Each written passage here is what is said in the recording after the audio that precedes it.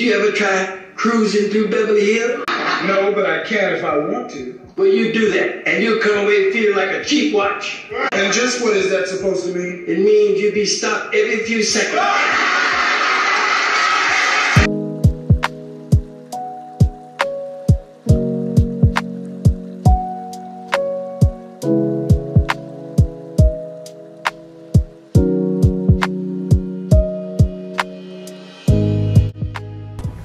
Yo, let me tell y'all as quickly as I can about my night in a sundown town.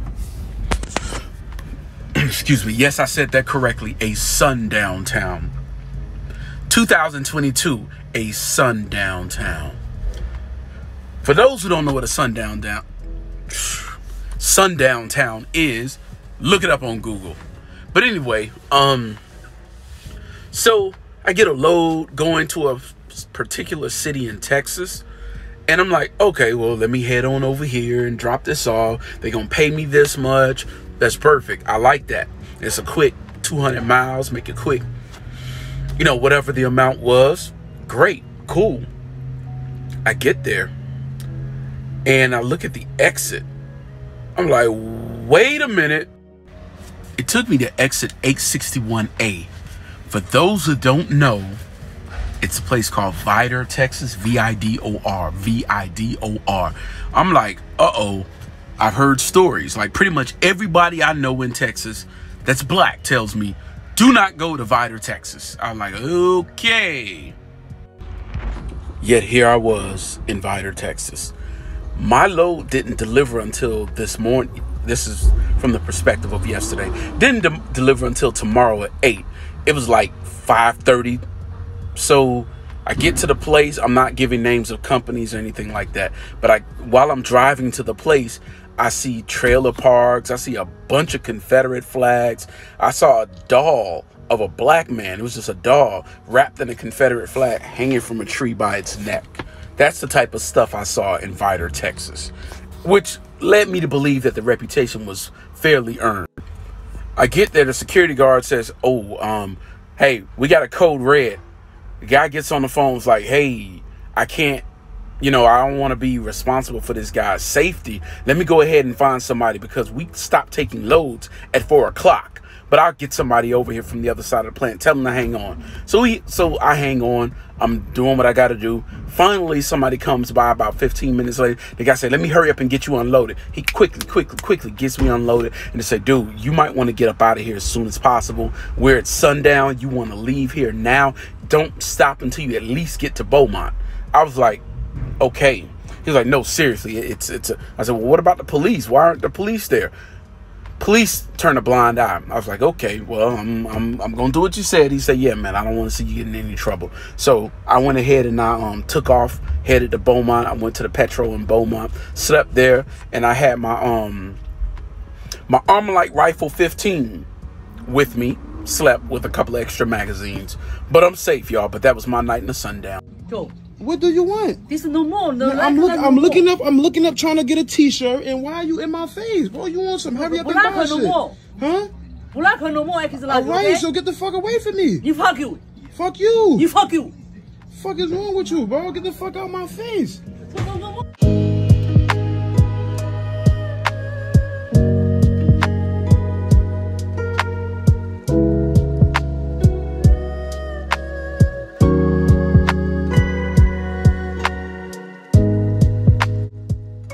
Would I recommend living in Japan? No. Why, you say? Japan is really for people who are mentally, physically, and emotionally stable. A lot of us college students who are studying abroad there are not. And it's also really hard to find an apartment unless you are using a Japanese guarantor company. And it's also hard to find a job, as well as learn the language to its fullest extent. Because sometimes people don't want to converse with you if you look foreign because they're like, does she know Japanese? Nihongo shabereru. Of course I do. A Japanese major. However, that's besides the point. If you're looking for a safe country, Japan is one of those countries. The food is also good. Transportation is very reliable, but you have to be prepared to be discriminated against. Especially if you're black, but you know.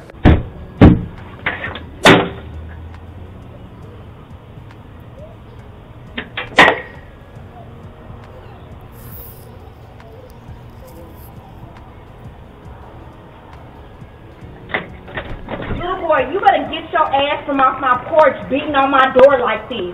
I will call the police. You need to leave. Don't you ever beat on my goddamn door like that. Go. Okay. We can't even have a conversation with them. Your son beat on mine. I need to talk about these damages to my car. Your son, let me show you the video. If you come outside and talk like an adult, then maybe we can figure it out. I'm trying to have a civil conversation. We can take it somewhere else if you want to. I need to show you the video of your son hitting our door with this whip and hitting our car. So, you want to see the video? Have you seen it? I don't know, but I know that my son told me that your boy jumped him on his way home. My boy, my son. Our son is. Coming outside with, I'm trying to have a conversation with you. Coming outside. Yeah, because I saw the way you started walking up on me. We've already had beef before. We don't have beef. I'm coming to have a conversation with you, sir. Your son, I'll show you the video. This is what your son is playing our house to do. Our son is 13. He doesn't even go to Lewis. How does my son jump? Okay, so he beat on your door. Okay, now we have a huge scratch. Can you come look at our car? With the whip. Now we came from the whip. How we're gonna figure out. My son never touched your car. We you have a video that he touched your car. The neighbor does across the street. You got a video? Come over here. Not really. We have it on video. All right, get off my property. Seriously, get off my property. Well, that's it. Because you ain't coming over here talking nicely. You're accusing my son. I'm showing you the video. We're showing you the video. The door. You ain't showing me the video of him scratching your car. Get off my plant. That's my vine. Get off my plant. Baby, get off the vine. I ain't even gonna go there. No, that's my grapevine. All right, man. Okay, thank you. You owe me a plant if I don't owe you. I bet you want to bring the. Can you please stop, sir? All we want to do is just talk to you civil. That's the problem. You and your kids want to play victim. Your son came over here. Y'all are so violent. Your son came over here. Baby, please no. Your son came over here with a whip. Bring his please. You have a gun. Come over here on my side. You have a. Bring your ass outside without the gun, then. I've already come out before. Come on, let's do it. No, baby, get back. Oh my God. Oh my God. Oh my God. That's definitely tired, bro. That's for sure. You recording? Record this. See it. Oh, that's crazy. Bro, where Mr. Richards at, bro? I'm done. That got me messed up.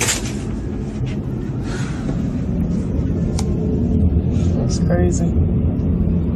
How many of you would trade places with a black person in this society? Raise your hand. I don't know the answer to that. Well, it's yes or no. How many of you would do it? I know I wouldn't. I mean, I dated a Hispanic, very dark. No, I'm not talking about Hispanic. The question is, but I was going to have children. So I spent many years thinking of myself of having very dark-skinned children. Question is, how many of you would be willing to trade places in this society with a black person? I think I would. Absolutely. Absolutely. No. Okay. I'm not saying there's not racism. Absolutely not. It's just saying I don't see it. Yeah, but you know how racist this country is. Not to the degree that you do. Oh, no, you will never know. Inquiry to the matter before the court. Well, that's what's wrong with the court, Judge. A black man ain't got a chance down here. I'm black. Well, you the judge. That don't count. Listen, why don't you arrest some white drivers? I do. You do? Well, where are they? Look at all these niggas in here.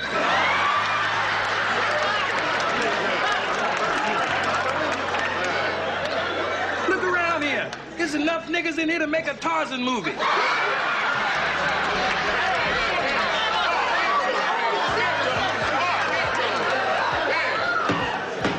Order! Order in this courtroom.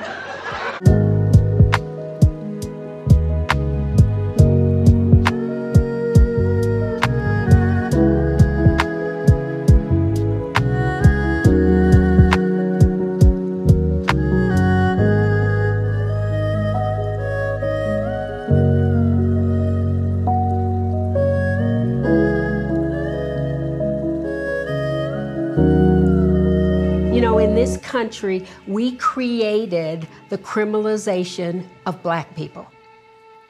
And when your skin is seen as a weapon, you're never unarmed. And that's why black boys and men and women are dying in the street with their hands up.